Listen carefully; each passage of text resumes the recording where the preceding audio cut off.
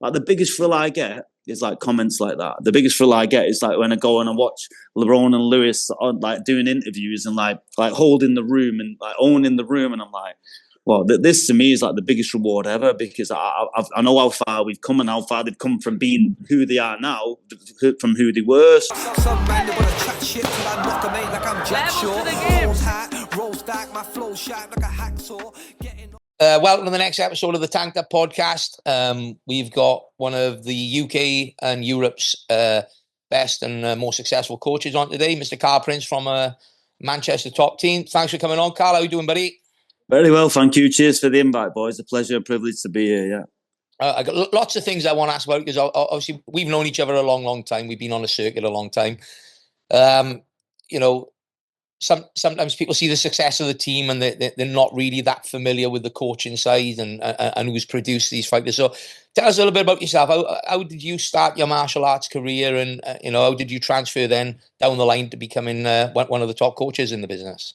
Yeah, so I guess martial arts pretty much started as a journey as a young kid, really. I took up like Kaioshin karate as a young lad, and then I did like a lot of Japanese jiu-jitsu, probably up until like my early teens, really. I was playing football at the same time, so by virtue of that, I played football at an okay standard, and cricket as well. And then I started coaching alongside of it, and then I started working in America as like a football coach for about 9 years. So I got like more of my looks within like a team sport based background, and then returned back to America from America when I was like 30. Started working at a boxing gym in Bolton with like some pros, some amateur fighters.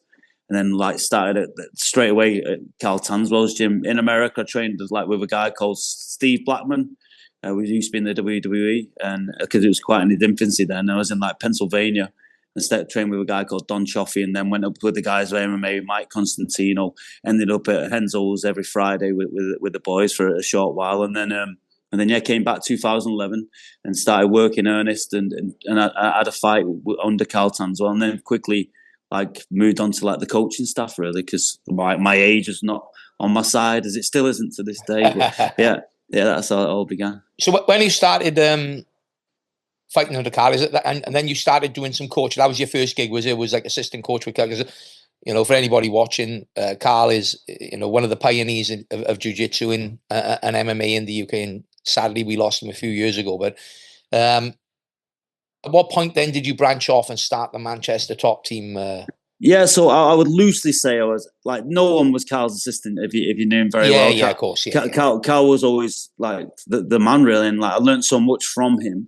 I was just blessed to be in like the corners, the likes of Matt Inman and that say. So I was actually working within the boxing gym. So I started off like just as a pad man, really, for the guys. I brought Martin Stapleton over to the gym from Calbon because I started working with him on the pads, and then from there, when I was working with Stapes, Kane Moose, who was on like release from prison, and he was just doing his workout, like where he could work for a day outside of jail within Stapes' gym. So knew him before we went inside, just from being around and that. And then so started working with him. And then Brendan was the coach at a gym called All Powers in Stockport. And he was obviously still fighting like he is to this day.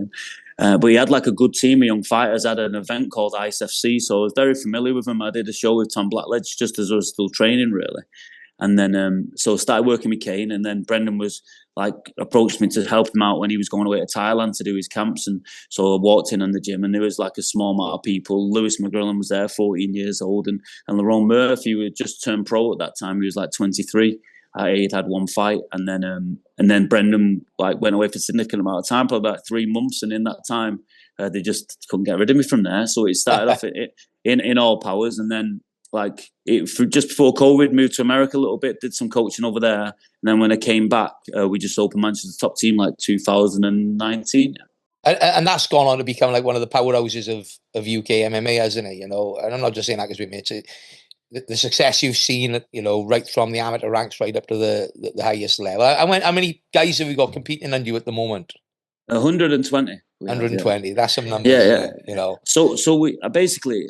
I just believe that I appreciate that, Richard, and thank you very much, mate. And I'm sure you share this yourself. It's like I just believe that we're just getting started. You know, we're so like early in our infancy in terms of like my vision for the place. Obviously, it's all going according to plan and we're right on schedule. But I still feel like we're babies at this. I'm a baby at this. I'm learning on the job. The guys are learning alongside me. And I just think like from what we want to achieve, and obviously we're on the right track. We've got some good guys that are coming through, but the guys behind them are just as good, and they're going to be potentially even of a better standard. So I just feel like my journey within this and with these guys, I'm blessed every day to be around like such like, unbelievable caliber athletes. But I believe that we're just getting started, and we want to leave like a lasting legacy for the city of Manchester. Like Carl did a great job with the guys. He was obviously the pioneer. Any coach in Manchester was the lineages. Like anyone you could name that has their own gym now in Manchester, the lineage was Carl. All relates back to Tanswell, yeah. 100 like across the board. So it's like for me, I want to push forward. I always felt like Liverpool, obviously they was a bit ahead. Carbon Spring, like, and obviously the guys from Carbon all went on their own different journey. Like Paul Rimmer opened Next Gen, and then Jason Tan opened MMA Academy. They already had like an authority, a big team and everything like that. But we want to like represent the city of Manchester, and so it's began. But we're just getting started. I wanted to ask, Kai, you also mentioned that you went away and you got your start in football coaching.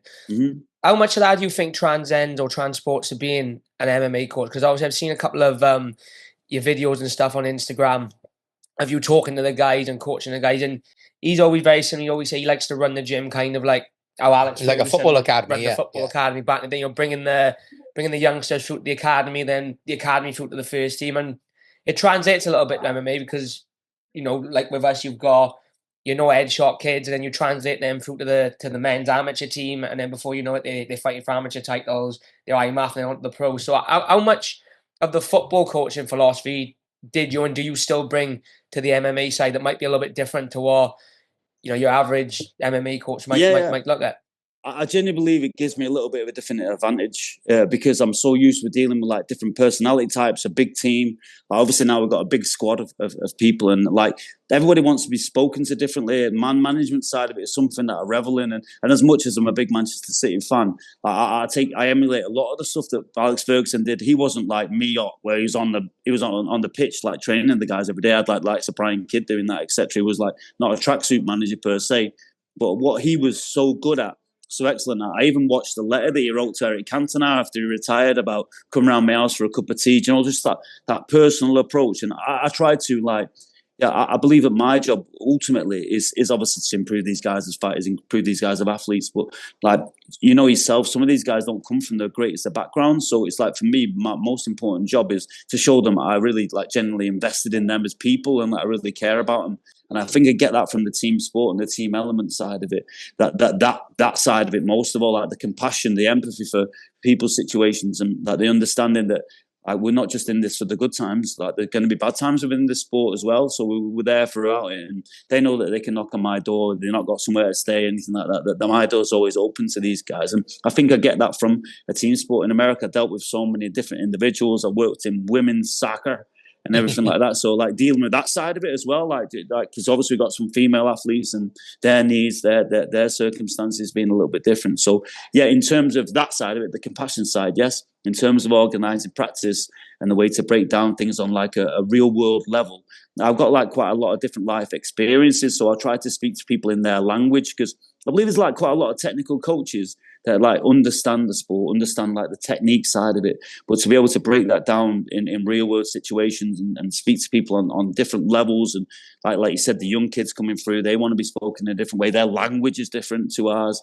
and I've even got guys from overseas, and I even try to like learn their language because I think that like when you in the gym and you're absorbing information, that's one thing you can look and like be a visual learner, but in the fight, I always think they think in their own language. So if I'm speaking my language, they got to translate it back before they can perform it. So I just try to learn like their basic fight instructions within their language. So yeah, I enjoy it every day. I enjoy the challenge of a big team. I enjoy the challenge of like trying to satisfy everybody's needs and everything like that. So I think that comes a lot from football and the schedule of like 2 games a week, two games in a weekend, and preparing everybody for that.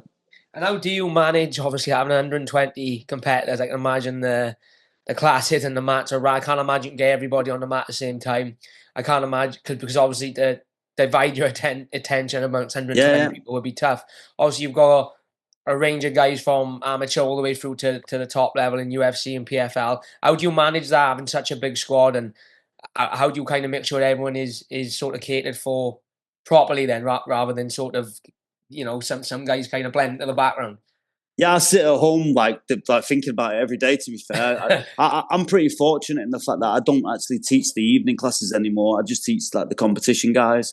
Obviously, because my strength of schedule as well, like going away all the time. I don't want to be like trying to lean on people to coach. So we have like when you speak about an academy here, we have like a school here. So we have a school for kids out of school, and we have an apprenticeship program. So say like the kids when they finish school, like their parents perhaps don't want them to go and fight full time. And I'm saying if you want to do this, you got to be invested all the time. So we give them like learning stuff here. They can like give them like coaching badges, things that you learn along the way. Like Echo, like Manchester United had the Cliff and everything like that. It's like something that I had within my learning. I went to like a sports college for footballers and like cricketers and stuff like that. So we did that we trained alongside our studies. So try to replicate that. In terms of handling everybody's like individual needs in camp, I'm just obsessed really. So I lean on. I've got like a good guy that I'll classify and quantify as like a bit of a sports scientist, strength and conditioning coach. So we put together a schedule for each individual in terms of what's going to meet their needs. Like obviously I've got a few heavyweights, so I can't have them training in all the sessions all the time every day, and I need to get specific looks for them. And then it happens that schedules. Like I've got one guy fighting on the UFC next weekend and another guy the weekend after. So like making sure that I'm allotting my time to them. So say because I don't teach at night, I can then like take say Lerone on the pads like a couple of times a week where we go over like fight scenario stuff and everything like that. Just make sure their schedule's well allotted to. And as time's gone on, I kind of am still on my own. I'm like I have like guys that are assistant coaches, but they're still competitive athletes. Like George Smith, who fights at the weekend, he runs the gym for me. So like the membership side of it, and like he'll run the evening classes and run the schedule of who's teaching when. And then Louis Lee Scott, he comes in and teaches in the evenings as well. But here we do because we're not like a martial arts club; it's a professional sports team. I think that's what I got through, like the David Brails for this world and everything like that. Just approaching things in a different way. So we do like an AM session, then we do a mid-afternoon session. So today at 2:00, which is about an hour's time, I'm going to run like a bit more of a theory, technical side of the session. So we'll do like live training in the morning, and then I'll do that. So with that in mind, that's already 9 sessions of the week, and then I'll try and have them improve the soft skills. Say, okay, you've got to come in. We've got a guy from Dagestan who teaches like the wrestling, grappling side of it. Is really really good. So he coaches twice in the evenings. I make sure that like the people, especially like the young guys who think they're cool because they come and train with the pros in the day, and they might not be like they get a bit of an elevated opinion themselves. And say, you've got to come here for Rab's class on the night, and just do individual schedules for everybody, like in camp and out of camp, and make them accountable. Really, if they don't, it's your job, isn't it? And like if you don't go to work, you have to message work. You can't just not show up. So I make them accountable to that. Like if you're not here, I need to know where you are. A, for your personal well-being, make sure that everything's all right. And B, because that's like you're accountable to me and I'm accountable to you in that way. Yeah, I agree with the team thing. We pride ourselves as well. Everyone is treated the same. I've got a lot better of allowing other people to take over some of the sessions because they'll all tell them I'm a control freak, and I think I have got a bit better, Jack. Where I'll delegate a little bit more. But I think the team element, which comes from like the football and the rugby backgrounds, I think that's key as well. Is like having trust in your training partners. I've always said we fight as individuals, but we prepare as a team. Without teammates, the best fight in the world is not going to get that preparation. And I can see that in quite a few clubs now popping up. We talk about it, regular with the ones that we got a lot of respect for. You can see that camaraderie. Everybody is supporting each other, and I think that's so important. You see a lot of people talking about cross training in MMA, and I'm not against it, but I think if you're going to go and cross train, it's got to be with teams that you trust. So I always use this analogy. Like I know if Jack and Brett are sparring in my gym, Jack's got Brett in a fully locked in heel hook. If Brett's ego takes over a little bit, I know Jack's going to let go. That's not going to happen at certain. We've had scenarios where people have got really bad injuries at other gyms. Talking about the management side of it. Like I always use the word conveyor belt, and you're probably the same with you yourself. Just as somebody's looking to retire, somebody's taking over their mantle, the amateurs are coming through. And I mean, 120 fighters. Is it just MMA you do, or do you do other martial arts aspects as well in the evenings? You've got a jiu-jitsu team, a kickboxing team, or so on? No. We just train for MMA, to be honest. MMA. Like I had a dream and vision for it, but just because the way that it's set up, the two worlds don't collide. I'm sure from like a financial, fiscal point, it'd be good to get an MMA team, it'd be good to get a gi program going. But because of all like the advertisement on the social media, because of the guys' successes within MMA, and we become, like as I said, a professional sports team. People just come here solely for MMA. So that's more sad. And I do use the same expression as you in terms of the conveyor belt of talent, like as well, and everything like that. And I couldn't echo what you say more about cross training. Our door's open to everybody. We get visitors all the time, to be honest, from other gyms and everything like that. And my guys would go and cross train, but very rarely, because I think, like, say if I'm like Jack's going to a gym, he's in the UFC.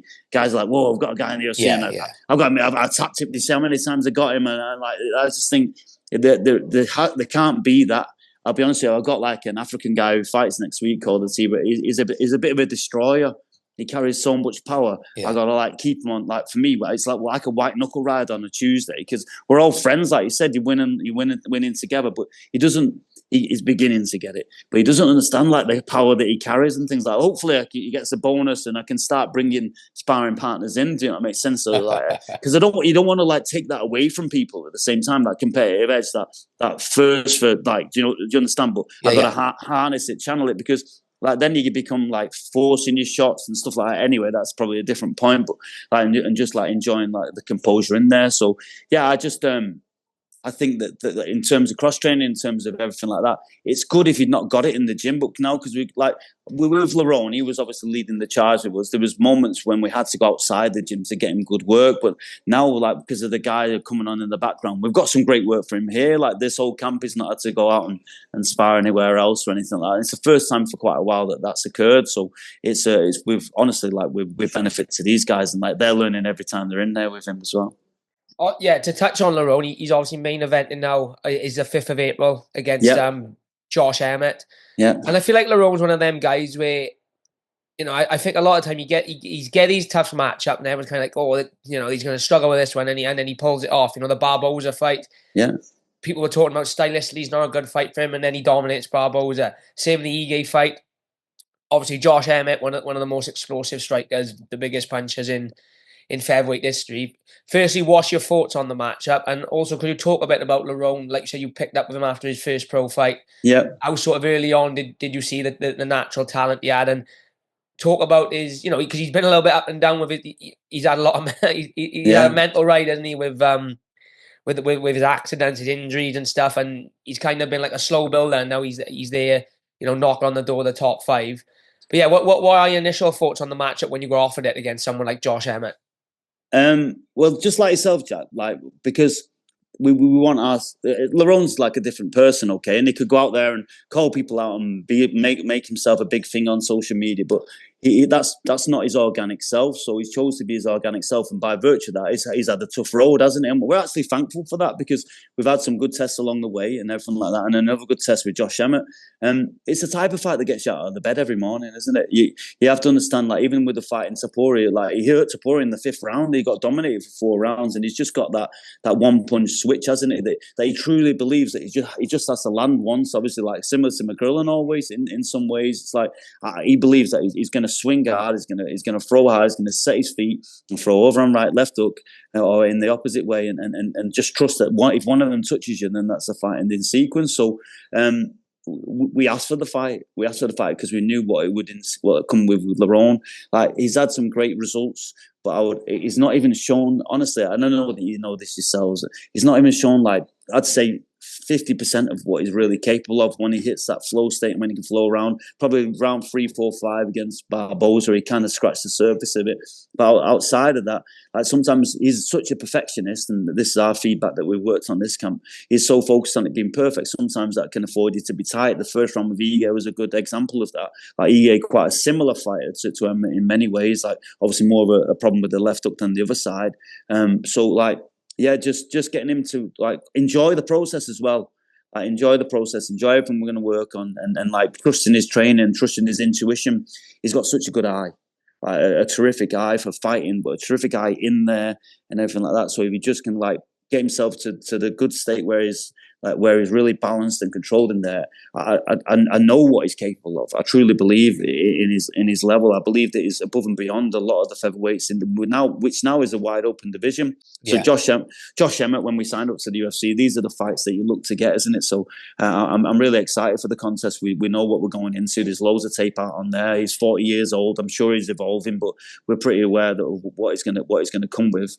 So like I said, it's one of them fights that get you out of the bed in the morning with a bit of fire in your belly to go and work on your defensive responsibilities, work on keeping everything tight. And after that, we trained so hard for this fight. He's such a diligent professional. Now I believe that we're he had his last spar yesterday, and it was everything we worked on clicked and came together. And everything. For his peace of mind, now he's going to fly out to Las Vegas in a few days. I truly believe that he's in such a great position physically and mentally to go and perform. In terms of Lerone, when I first met him, I actually knew him, like I said, from previous events that I had. He was always a special kind of athlete. And when I walked into the gym and he was there, I was like, oh my God, I've walked into like him and Lewis Mcgrillen as your first two students. Yeah.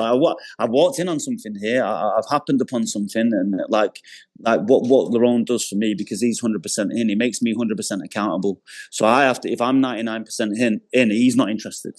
So if I'm 100% every day, I go. I'm obsessed by this. I love this. So I go home and I research and I work on something that I'm always trying to bring something into his game. Always looking on eye in a little crease, spotting a little thing. Maybe it's like something that would be so minuscule. We're working on perfection, but in the knowledge that sports only ever 7 out of 10. And that's what I'm professing to him. I'm like, it's not going to be perfect. There's another guy that's trying to win. If we can get to 7 out of 10, that's going to be a career best performance, because it's not going to be perfect. So having that freedom of being in there and being free in there and being present, but also understanding that this side of it, I just believe now that Josh Emmett's going to bring out the best in him, and we're looking to finish a guy that's teak tough in there as well. So it's going to be a great contest, and I'm excited for it. What's he ranked? You had a look earlier. Lerone's 10, I think, isn't he? And Emmett's 8. Is that right? Yeah, something around that. Yeah. I mean, not looking past Josh, but I'm pretty confident that the Lerone will get the job done there. Are you looking at probably one more fight, then a title, or are you going to call your shot? I don't want to give you plans away, but he's on such a brilliant streak. Barboza, Dan Ige, Emmett. That's some resume for your last 3 fights, and I think it puts you in a good position to be calling for that, particularly with it now being vacated, and Lopez is fighting Volkanovski. A good fight coming up. If we back off there, I think Rodriguez is probably above him in the rankings. He's had his shot, I think he's probably got a bit more to do. What's your thoughts on it, Carl? What's your plans? Yeah, of course, live opponent, isn't it? I think you've seen by the nature of the UFC and what they're looking for. They're looking for finishes, aren't they? They see some good fighters are getting released, just because they're what we call a decision machine. So I think with a good performance and a good finish, then we're right on the dance floor, aren't we? So I think that it'll speak for itself. I had a few conversations in private with Shelby about it, and then agreed the next little steps that would occur. But like I said, live opponent. I think now with Pitbull and Yair Rodriguez, that's an interesting fight for the division. I believe that they signed Aaron Pico. I don't know if they've even announced that yet. I haven't seen it. I've seen the rumors on the socials. And I saw Fiziev was going to go down to featherweight. So what's he going to do? Cut a leg off? It's just size of him last weekend against Gage. I just don't see how he's making 145. I'll be honest with you. But the division's wide open. As it stands right now, punctuate yourself with a good performance, a good win, 3 name veterans in a row. That he's undeniable. You got to think Volkanovski Lopez is a real good fight for the division. Behind that, who else do you have that's not already fought for the title? Evloev. You got some good names at the top of the division, like I alluded to. Pitbull, Rodriguez. Be good to tick them off. Ortega's a great fight. So I think one of those. Max has moved up, hasn't he? Max is going to be fighting 155 now. So it's wide open, isn't it? And by virtue of the result, say for instance, Volkanovski wins, does he retire? When where does that leave the division? So our future's in our own hands. That's why we keep asking for fights up the rankings, so we know that what we're working with. So I think with a good fight with Josh Emmett, we're really on the dance floor, and we'll be screaming for that afterwards. Brilliant. I want to touch on somebody else you mentioned here, Lewis Mcgrillen. Yeah, I just want to say. Without a shadow of doubt, my favourite fighter in UK MMA at the minute. And go on. I was just I've been around him in hotels, and I've said it. We've had this conversation in private, me and Jack. I can just see that that extra special thing about him, that spark of intensity, that confidence. As you said, he is so powerful for the weight division. It only takes one shot to put somebody's lights out. But I just love the story on how he dropped into that £100,000 tournament with the PFL and just smashed it, didn't he? And that fight with Dean Garnett. Dean Garnett, like I still say it now. It was the best fight I watched last year. One of the best fights I've ever watched. But last year, I can't think of another matchup at any level which like I remember watching it live and I was like, Jesus Christ, I've never seen anything like it. I mean, what was it like being in the corner? Yeah, what was I know how stressed I get out in the corner. What was you like as a coach watching that? Because it was insane. Do you know what? In some ways, yeah, I was so in on the fight, I didn't realize how mad it was. Yeah. do you know what I'm saying? I was so present on what I was trying to afford him to do, and like what we were trying to do. Like after I watched it back, I was like, oh my goodness, they were all over the place. But yeah, it's got the X factor, hasn't it? It's got. If you like fighting, you're gonna love Lewis Mcgrillen. And he's such a great kid. And honestly, I love the bones of that guy. He's got such great energy. He comes here with first for learning, and like I believed in him since like the get go. He'll say I was the first person to ever believe in him in his life. We have like a real like father son relationship, to be honest. And he's lived at my house in the past, and I've took him on his first ever holiday. I've took him on the plane for the first time. So I'm fortunate enough to share like these life experiences, and like the biggest thrill I get is like comments like that. The biggest thrill I get is like when I go and I watch Lerone and Lewis on like doing interviews and like holding the room and like owning the room, and I'm like, well, this to me is like the biggest reward ever, because I know how far we've come and how far they've come from being who they are now, from who they were. So yeah, he's really got the X factor, hasn't he? And he's got that personality, I watch him in a press conference and I'm fixated on him. I just watch him around the hotel when he's getting into fights every 2 minutes in the hotel with people as well. He's just carries that person, and he's going to be one of these guys. I genuinely think that you're either going to love him or he's going to be like Marmite, or you're going to hate him, but everyone's going to want to watch him. I think he's obviously got the X factor, because he's got the two things every fighter wants. He's got that knockout power, and he's not afraid to open his mouth and say, yeah, I'm going to come in and start you out in the first round. A lot of fighters say that, but then haven't got the power to back it up. A lot of fighters got the power, but not necessarily the charisma to get people overly excited to watch him go out and do it. But, he's very like Conor-esque in a way, different type of personality, but very much like you see him in the face-off. Yeah, like, I'm going to spark out in the first round, and then he goes out there and does it. And like, the more he does it, the more intrigued you are to watch the next. Like, I wonder if he's going to do it again and then that fight with Dean, it was like a passing of the guard, wasn't it? Like I remember a lot of people saying, Dean hasn't necessarily been like the most active fighter, but he's always been top level. He's been around a long time, hasn't he? He's so good, mate. He's so good in all facets, and he also carries power as well. Do you know? Because he's got short limbs, and he's like a round puncher. So he's like his hip motion into left hooks and things like that. You can't I knew that he was going to be a threat with the left hook himself, and so it proved in moments of that fight. And massive respect to that guy. Massive respect for him to taking the fight as well. And I think his stock raised despite the loss. I think his stock went through the roof after that fight, didn't it? As Lewis has he always had that power? Like from when you first met him as a kid, was he one of these kids like you hear the stories of the people like Enzo McGrillin, and I've heard stories of him being 14, 15 in the gym, starching out men sparring partners. Was he always one of them, or? He says he did on the street when he was about 14, but it's not what I saw. It's not what I saw when I got to the gym. He would like. I'll be honest with you. When I got to All Powers, it was a very rough house gym, and he was a 14-year-old kid, and there was like kids from like on the street, like gang life and things like that, a bit bigger than him, and they were like put it on him a lot. So he became like a very good wrestler. If you watch his amateur fights, they were predominantly grappling based, and so he was like a grappler within it. And then to speak about McGregor, obviously he's a McGregorite, isn't he? He's from that generation and everything like that. So we kind of tried to emulate a lot of the back footwork. If you watch Lewis's foot placement as he's going backwards with his left foot, especially, it's probably contrary to what all boxing coaches would suggest. He's very like flat-footed on his left foot because of his rotational axes. So it's more of a balance and a weight thing that I had to really bring in, and we spent like it was a long time. It was just me, him, and Lerone. So we spent a lot of time obviously working together, but in individual things, just working on like balance and posture, rotation, and things like that.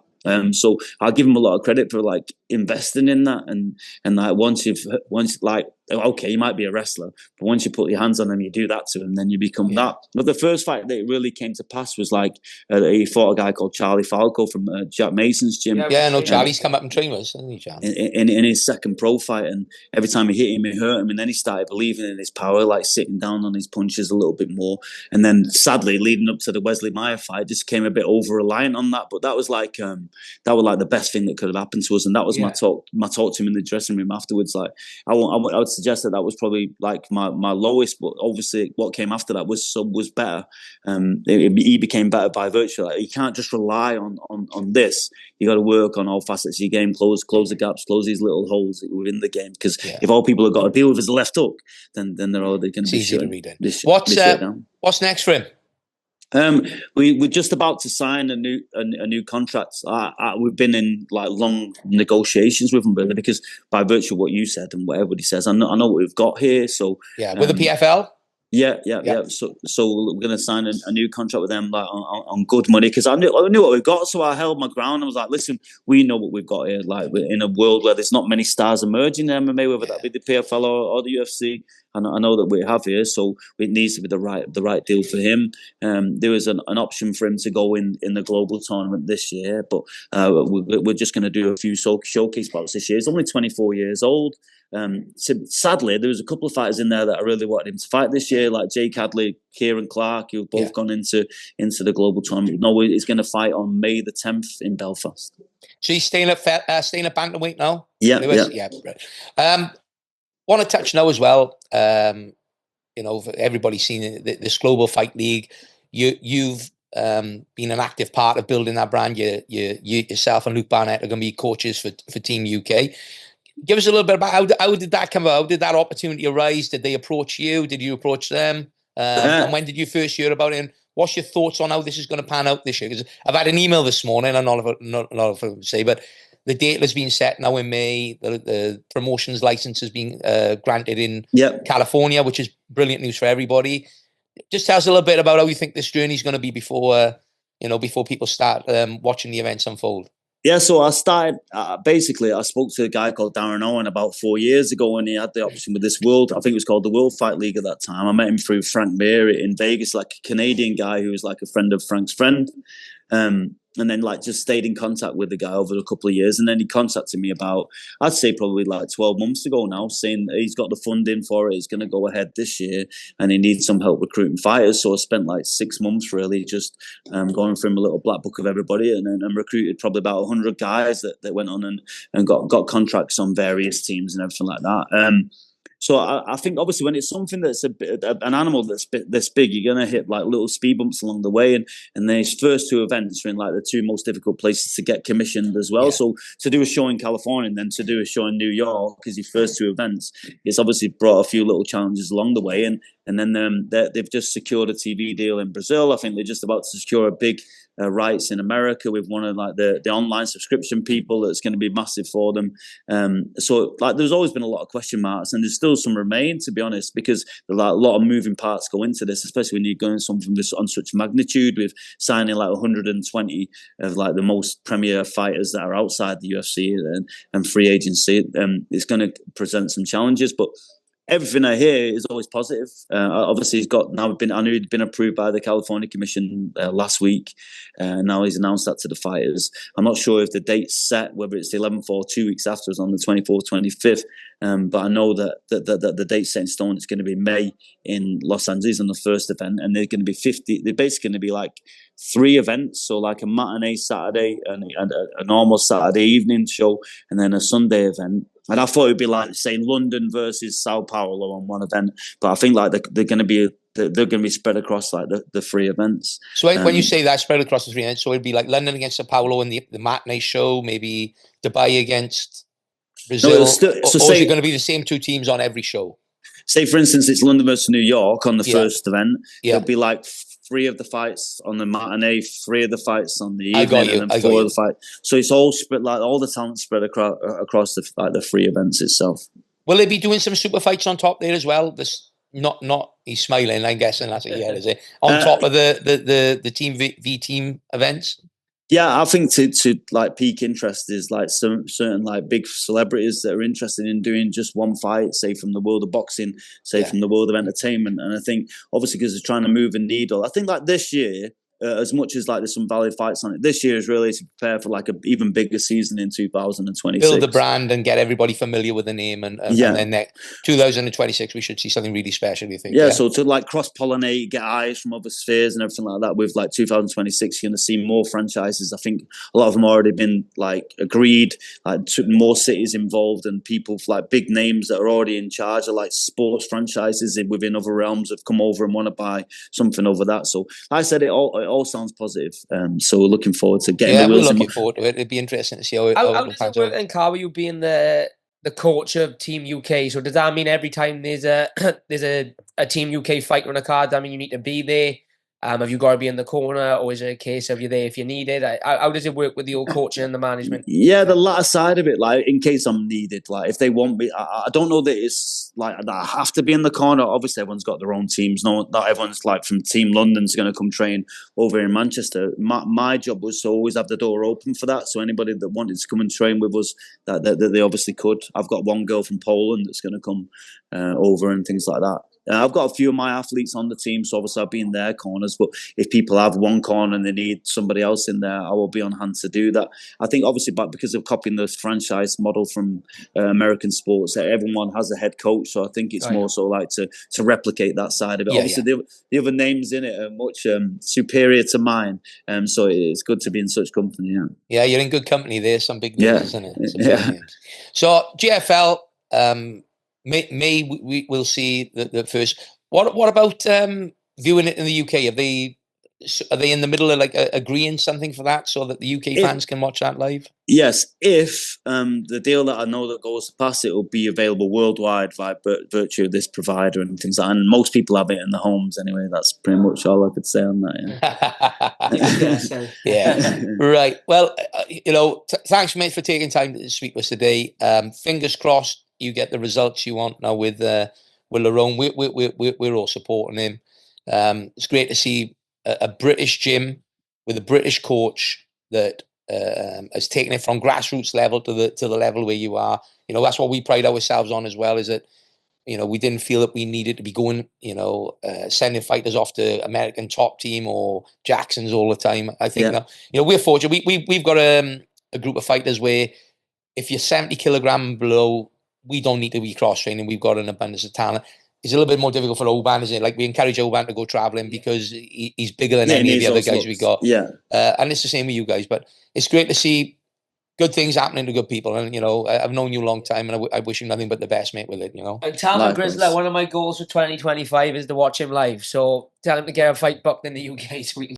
I've only heard this morning that it might be happening, so yeah, we'll look fingers forward to crossed that. then. And thank you, and thanks for the nice words, mate. And I only echo it for you guys. I'm trying to just replicate you. I always suggest to the guys that Jack's systematic, understand the grappling on the cage and everything like that. That's something that I'm trying to instill in our guys. It just makes it like grappling logical, makes grappling from MMA logical. So I've been studying loads of tape on what you guys are doing too, mate. So I appreciate that too, buddy. I appreciate it. So one little shout out if I could. Yeah, of course. Anyone you want to thank? Any sponsors you want to mention? No, just March 29th, where I have like one of the Cameroonian guys making his UFC debut, and on the Mexico card, he fought a guy from Wales, a contentious decision, Glenn Sledge Williams, another great guy to be fair. Yeah. And when did he fight Glenn at the amateur, was it? No, pro actually. It was his only loss, but if you watch it back, it was a bit of a different result. Was that on Budo? Yeah.